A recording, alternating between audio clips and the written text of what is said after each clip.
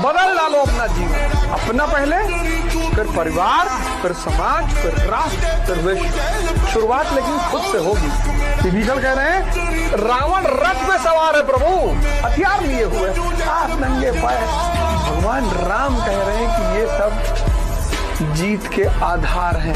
कोई डिफेंडर पे बैठा है, कोई मर्सिडीज पे बैठा है, तुम देख के उसको सोच रहे हो बताओ यार हमारे पास डिफेंडर नहीं है। शौर्य है, इससे बड़ी है डिफेंडर?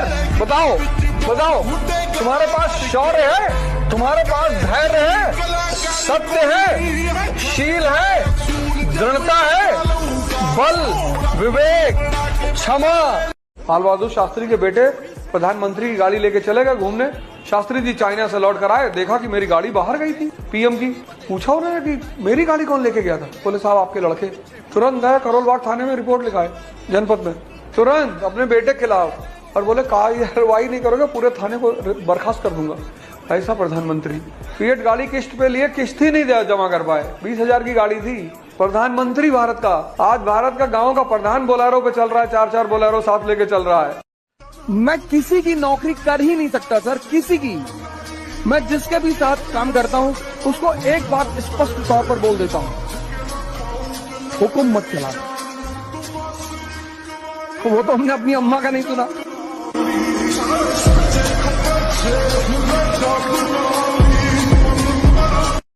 इज्जत भिखमंगों की होती है, गरीबों की।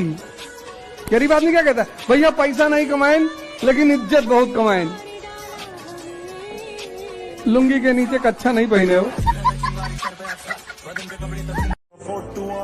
जब लड़ना जानते हैं फिर काहे सरेंडर?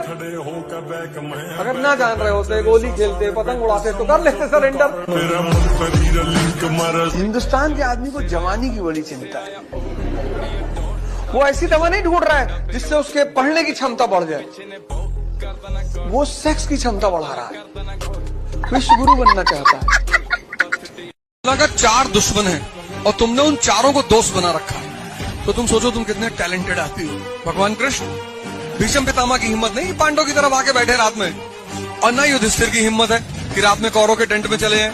लेकिन भगवान कृष्ण महाभारत के वॉर में दोनों टेंट में आते जाते हैं, दोनों आदमी उनका पैर छू रहे। ये होता है टैलेंट। किसी भी काम की शुरुआत धीरे धीरे करो, डिसिप्लिन कष्ट से आएगा।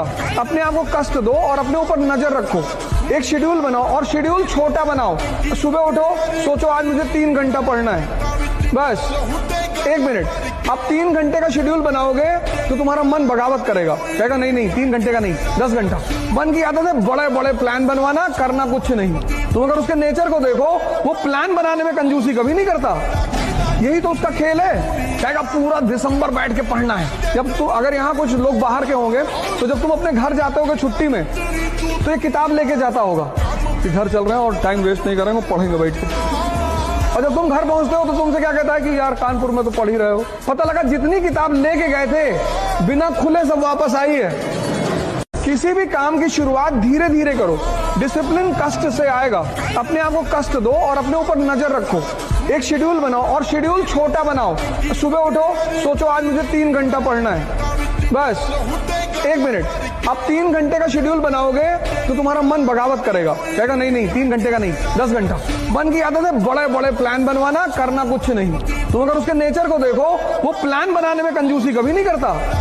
यही तो उसका खेल है, कहेगा पूरा दिसंबर बैठ के पढ़ना है। जब तू, अगर यहाँ कुछ लोग बाहर के होंगे तो जब तुम अपने घर जाते होगे छुट्टी में तो ये किताब लेके जाता होगा कि घर चल रहे हैं और टाइम वेस्ट नहीं करेंगे, पढ़ेंगे बैठ के।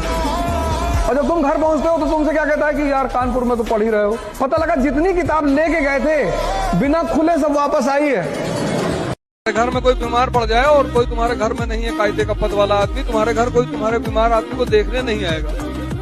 देखने जाए कहीं पैसा ना मांग ले तो तुम क्यों फालतू का लोट लेते हो? दुनिया पढ़ कर नहीं सीखी जाती, दुनिया देख कर सीखी जाती।